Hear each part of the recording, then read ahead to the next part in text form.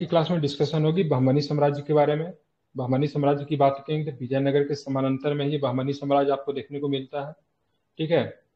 और इसकी बहमनी साम्राज्य की बात करेंगे तो ध्यान रखिए, स्थापना तो इसको जफर खान ने सल्तनत से स्वतंत्रता की घोषणा की एवं बहमनी राजवंश की स्थापना करते हुए बहमन शाह का मतलब क्या क्या उपाधि धारण किया। अगर बहमनी साम्राज्य का स्थापना की बात करेंगे तो 1347 होगा। कब होगा? तो 1347 में बहमनी साम्राज्य का मुख्य रूप से स्थापना किया गया, लेकिन जफर खान ने सल्तनत से घोषणा की 1345 में ही कर दी थी। ठीक है, 1345 में जफर खान ने बोला कि भाई साहब अब जो है सो हम सल्तनत का हिस्सा नहीं, अपने आप को एक स्वतंत्र राज्य बनाएंगे। ठीक है, तो 1345 में उन्होंने घोषणा किया और 1347 में उसने बहमनी साम्राज्य की स्थापना की। ठीक है, विजयनगर साम्राज्य की स्थापना की बात करेंगे तो 1336 में हुआ था, आपने इसके बारे में पढ़ा था। ठीक है, बहमनी साम्राज्य की बात करेंगे तो 1347 में।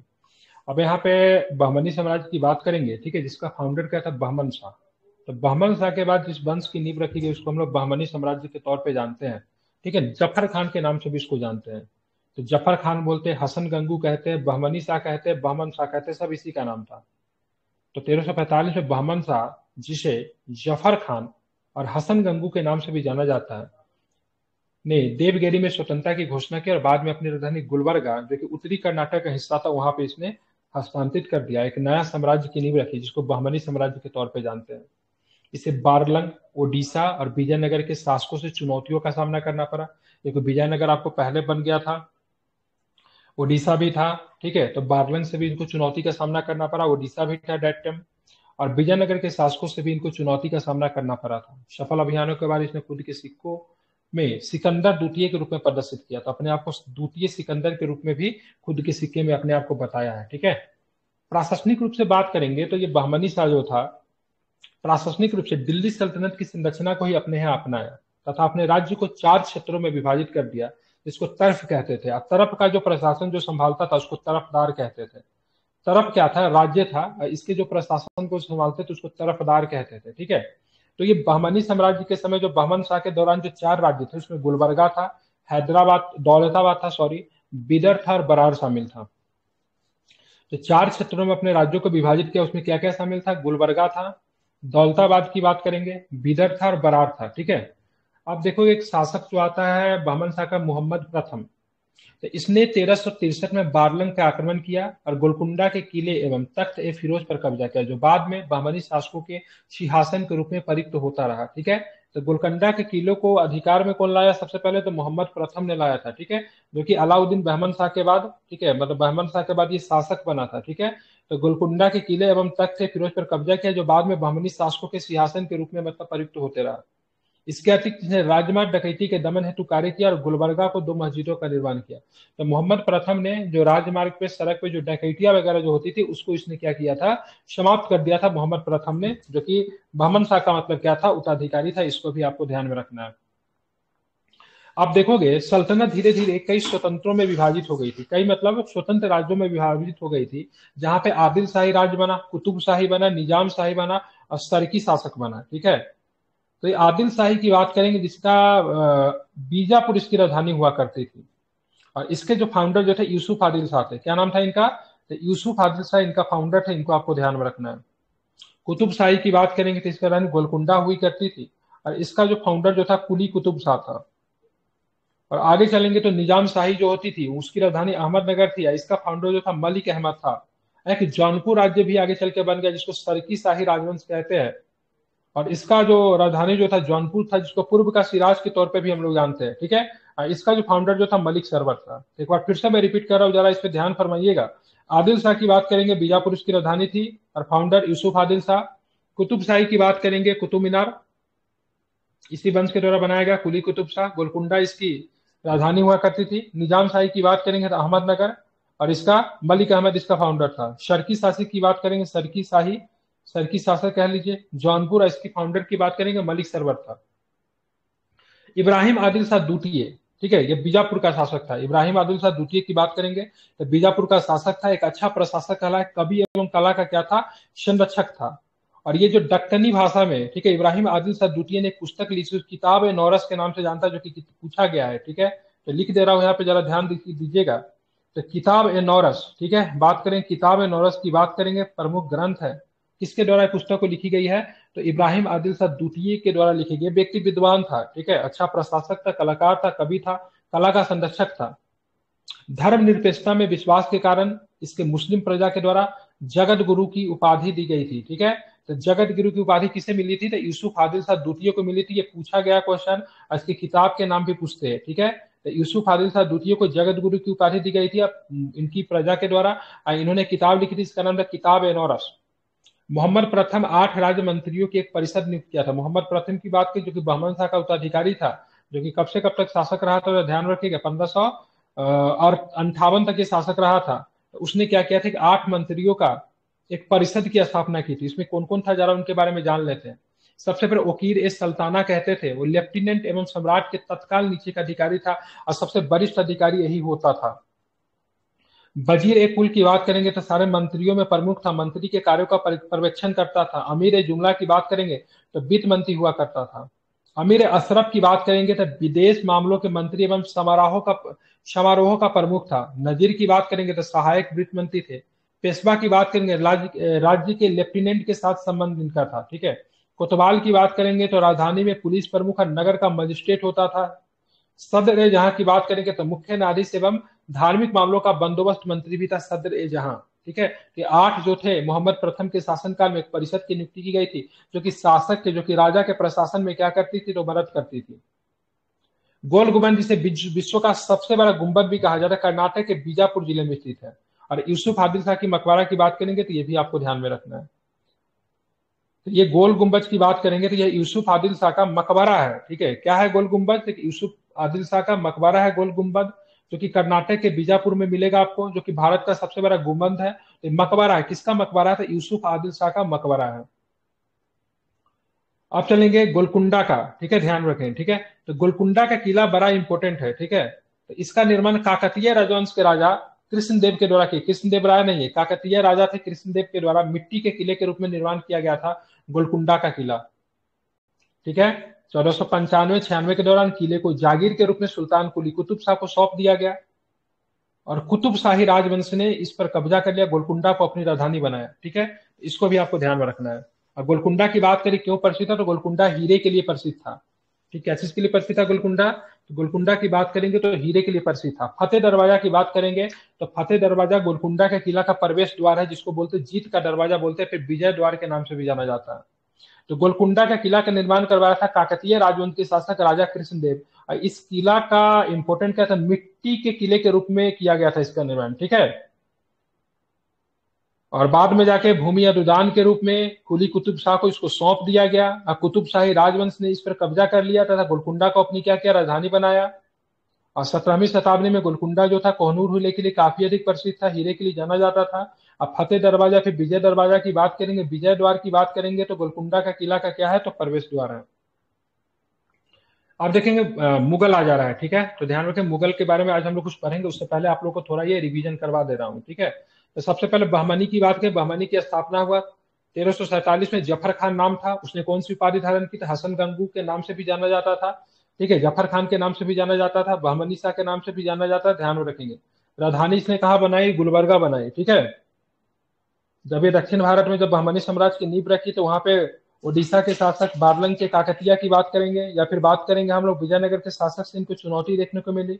सफल अभियानों के बाद उसने अपने आपको सिक्कों पे क्या, तो द्वितीय सिकंदर के रूप में प्रदर्शित किया।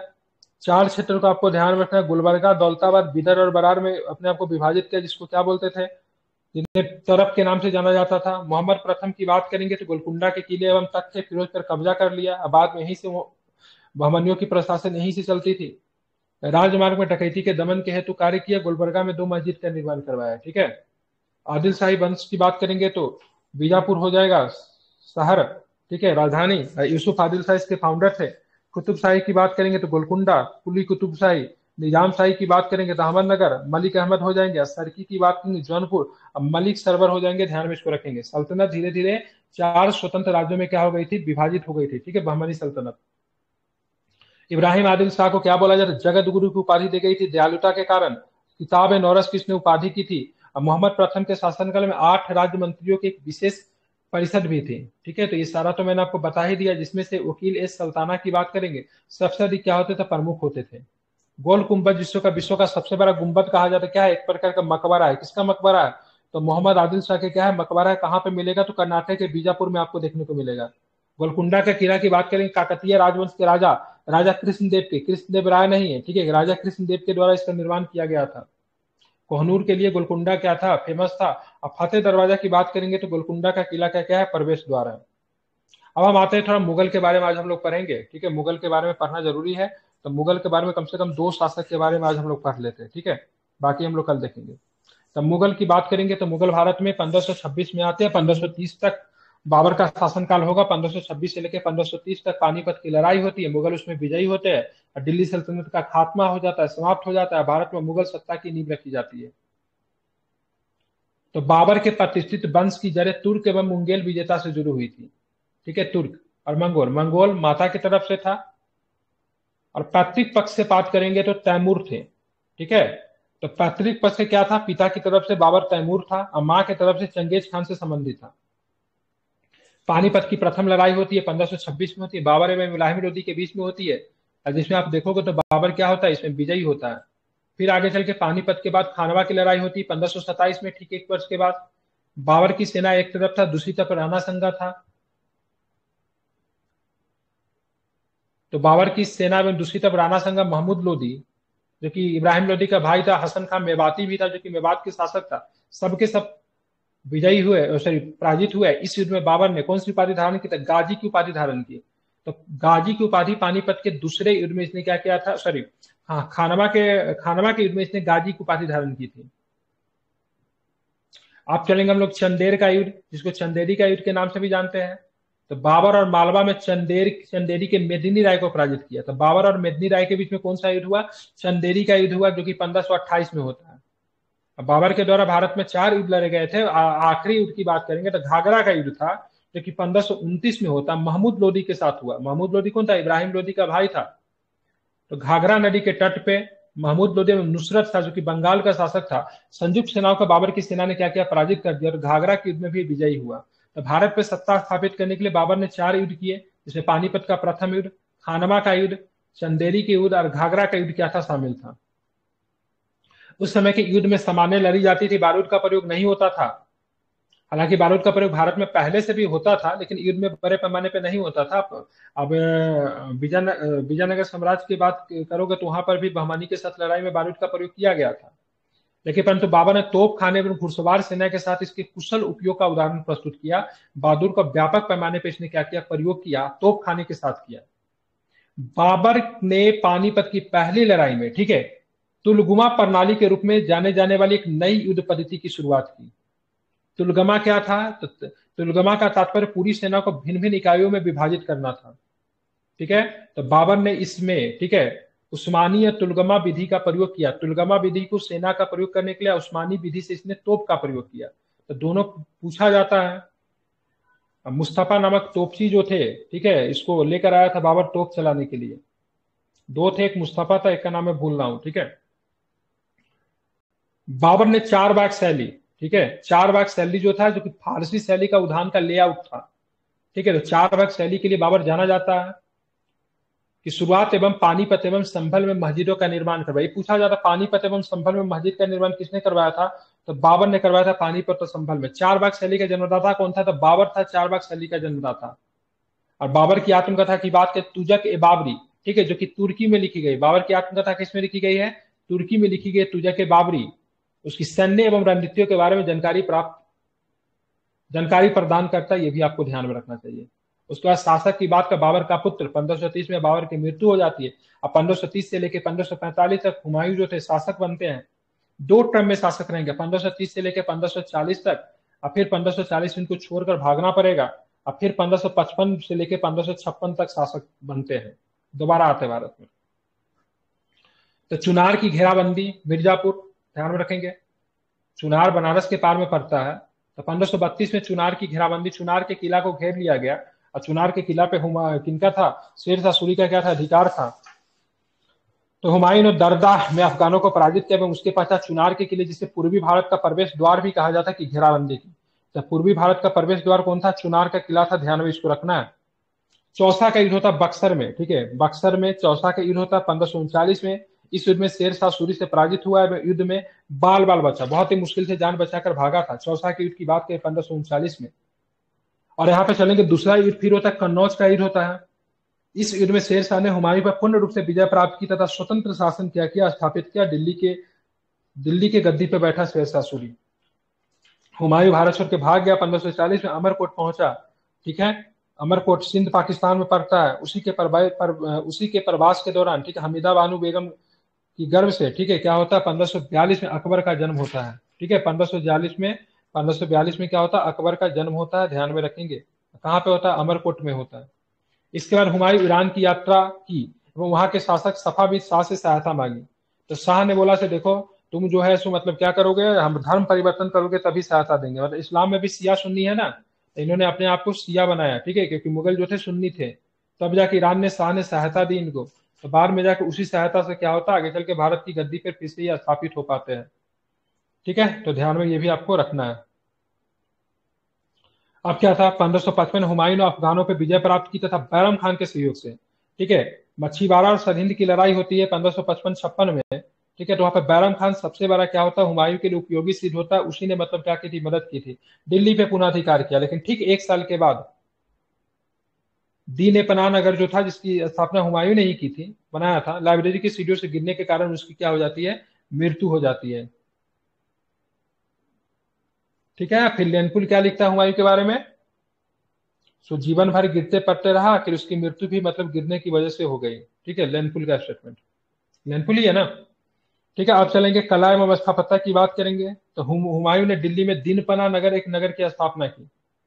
तो दीनपना नगर की स्थापना किसने की, हुमायूं ने की थी, दिल्ली में की थी। एवं दिल्ली में जमाली मस्जिद तथा ईसा खान की मस्जिद का निर्माण करवाया था। जबकि पानीपत और संभल में, ठीक है, बाबरी मस्जिद का निर्माण बाबर ने करवाया था। ठीक है, और जमाली मस्जिद तथा ईसा खान की मस्जिद का निर्माण हुमायूं ने करवाया था। हुमायूं के मकबरे का निर्माण उसकी पत्नी, हाँ, तो हुमायूं का मकबरा का निर्माण किसने करा, उसकी पत्नी हमीदा बानो बेगम ने करवाया था, जो कि अकबर की माँ थी। तो हुमायूं का मकबरा आपको कहाँ पे मिलेगा, हुमायूं का मकबरा किस शहर में हुमायूं का मकबरा है? हम्म, दिल्ली में। कहाँ है? दिल्ली में। ठीक है, और इसको ताजमहल का पूर्ववर्ती भी कहा जाता है। ठीक है, हालांकि ताजमहल का रंग क्या है, सफेद संगमरमर से बना है, ये लाल रंग का है। ठीक है, फारस में रहते हुमायूं ने मुगल चित्रकला की नींव रखी थी तथा उल्लेखनीय चित्रकारों मीर सैयद अली अब्दुल समद भारत आया था। ठीक है, तो मुगल चित्रकला की नींव जो था, ध्यान में रखेंगे, हुमायूं के समय में पढ़ी थी, लेकिन चित्रकला जो था अपने चरम पे जहांगीर के समय पहुंच गया था। तो नींव की बात करेंगे, मुगल चित्रकला की नींव कब रखी गई, तो हुमायूं के समय में रखी गई थी। चित्रकला की फैक्ट्री बनी थी अकबर के शासनकाल में, और चित्रकला अपने चरमोत्कर्ष पे, एकदम क्लाइमेक्स पे पहुंच गई थी तो जहांगीर के शासनकाल में। ठीक है, और इसके समय जो प्रमुख जो चित्रकार जो थे, उसमें मीर सैयद अली एवं अब्दुल समद को भारत लाए। उसने निगार खां पेंटिंग कार्यशाला की स्थापना की। निगार खाना पेंटिंग कार्यशाला की स्थापना, हालांकि चित्रकला की फैक्ट्री वगैरह अकबर के शासनकाल में बना था, ये थोड़ा डाउटफुल लग रहा है। ठीक है, उसने हाजमानामा को चित्रित करने की परियोजना शुरू की, जिसे अकबर ने जारी रखा। ठीक है, तो हमजानामा जो था चित्रित करने की परियोजना हुमायूं के समय में शुरू हुई थी, जिसको अकबर ने कंक्लूड किया था, उसको क्या किया था, पूरा किया था। तो मीर सैयद अली अब्दुल समद की बात करेंगे तो भारत हुमायूं के समय ही आया था, जो कि प्रमुख क्या थे, चित्रकार थे। चले, शेरशाह सूरी भी पढ़ा दे रहा हूं, कल हम लोग अकबर देख लेंगे कि अकबर बड़ा होगा। ठीक है, शेरशाह सूरी की बात करेंगे, सूर साम्राज्य के संस्थापक थे, अफगान शासक थे। शेरशाह सूरी क्या थे, अफगान थे, ध्यान में रखेंगे। 1545 से लेकर 1550 तक बहुत ही कम समय के लिए शासक रहते, लेकिन इनका समय काल की बात करेंगे तो मुख्यतः किस लिए जाना जाता है, इनके प्रशासन के लिए जाना जाता है। एक बाघ को मारने की वजह से इनको शेरशाह सूरी की मतलब शेर खां की उपाधि इनको मिली थी। शेरशाह सूरी को शेर खां की उपाधि क्यों मिली थी, क्योंकि इन्होंने एक बाघ को मारा था। 1540 में उसने हुमायूं को पराजित किया। उसके बाद भारत में द्वितीय अफगान साम्राज्य की स्थापना की, इसलिए द्वितीय अफगान संस्थापक भी माना जाता है शेरशाह सूरी को। शेरशाह सूरी ने 1542 में मालवा में रणथंभौर पे, 1523 में रायसेन, रायसेन भोपाल के पास था। ठीक है, 1544 में चित्तौड़ पे तथा 1545 में कालिंजर। ठीक है, कालिंजर की बात करेंगे, बांदा जिला यूपी में पड़ता है। शेरशाह सूरी के अंतिम अभियान था। तो शेरशाह सूरी के अभियान की बात करेंगे तो 1542 में मालवा में था, जहां के शासक मालदेव था।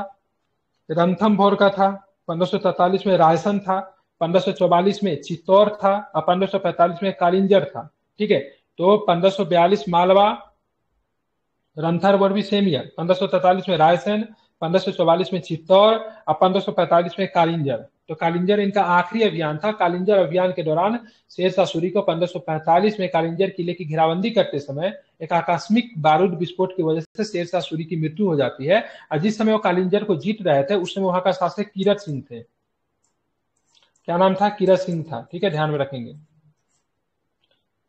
अब चलते आगे। इनके प्रशासन के लिए जाने जाते हैं। प्रमुख मंत्री की बात करेंगे, दीवान बिजारत वजीर थे, जिनकी राजस्व एवं ब्रीद का प्रमुख था। दीवान आरिफ की बात करेंगे तो सेना प्रभारी होते थे। दीवान रिसालत की बात करें, विदेश मंत्री थे। दीवान इंसा की बात करेंगे तो संचार व्यवस्था, कम्युनिकेशन इनके अंदर था। और इन्होंने अपने प्रशासन को क्या किया? सरकार में विभाजित किया। शेरशाह ने अपने प्रशासन को, मतलब साम्राज्य को किसमें विभाजित किया? तो सरकारों में विभाजित किया। प्रत्येक सरकार का शासक एक मुख्य सिक्कादार होता था, जो कानून और व्यवस्था दोनों उसका संभालना होता था। प्रत्येक प्रांत में क्या होता था? तो एक मुख्य सिक्कादार था, जिसको सिक्केदार कहते हैं, जो कि कानून और व्यवस्था संभालने की उनकी जिम्मेदारी होती थी। एक मुख्य मुंसिफ होता था, जो कि न्यायाधीश द्वारा किया जाता था। तो प्रांत में क्या होता था? मतलब राज्यों में एक मुख्य सिक्केदार था, जो कि प्रशासन को भी संभालता था, कानून व्यवस्था को भी देखता था। एक मुंसिफ होते थे, जो कि न्याय व्यवस्था को देखते थे। ठीक है, ध्यान में रखना है। प्रत्येक सरकार जो था कई परगना में विभाजित था। प्रत्येक प्रशासन का एक सिक्केदार, जो कि सैन्य अधिकारी था। अमीन की बात करेंगे, भूमि राजस्व अधिकारी था। फोतेदार की बात करेंगे, कोषाध्यक्ष था। कारकुन की बात करें, लेखादार के द्वारा किया जाता था। तो प्रत्येक प्रशासन, मतलब परगना में कौन होते थे? सिक्केदार होते थे, सैन्य अधिकारी। अमीन की बात करें, भूमि राजस्व अधिकारी। फोतेदार की बात करें, कोषाध्यक्ष होता था। कारकुन की बात करेंगे तो लेखाकार होते थे। ठीक है, तो ये आपको कहां पे होते? परगना में। तो पहले साम्राज्य हो गया, साम्राज्य को सरकार में विभाजित किया। सरकार को किसमें विभाजित किया? तो सरकार को परगना में विभाजित किया जाता था। यह भी आपको ध्यान में रखना है।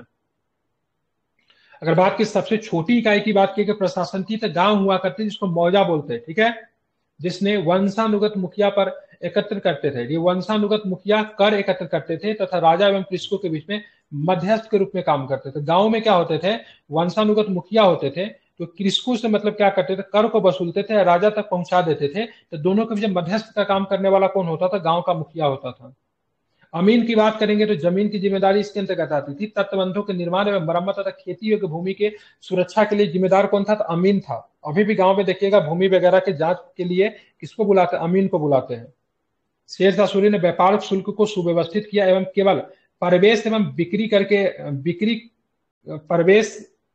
बिक्री स्थान पर कर एकत्र किए। सोने चांदी में तांबे के सिक्कों की धातु की मात्रा का मानकीकरण किया गया। तो इन्होंने व्यापार कर को भी क्या किया? सुरक्षित कर दिया, बढ़िया कर दिया।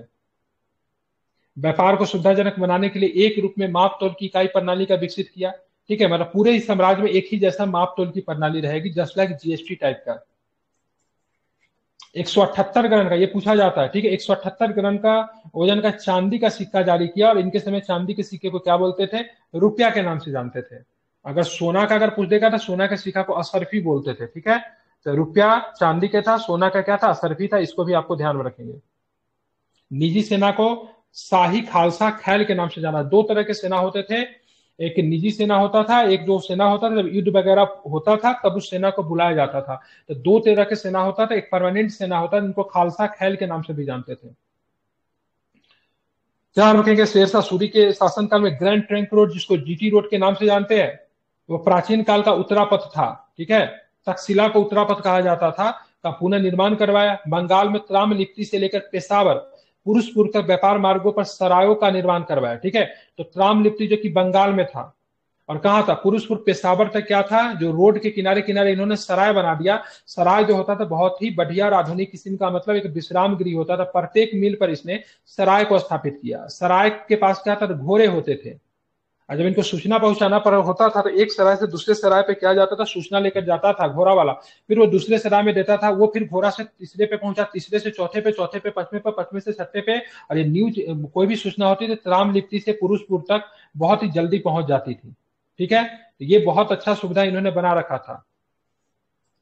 और कहते हैं इनके प्रशासन में,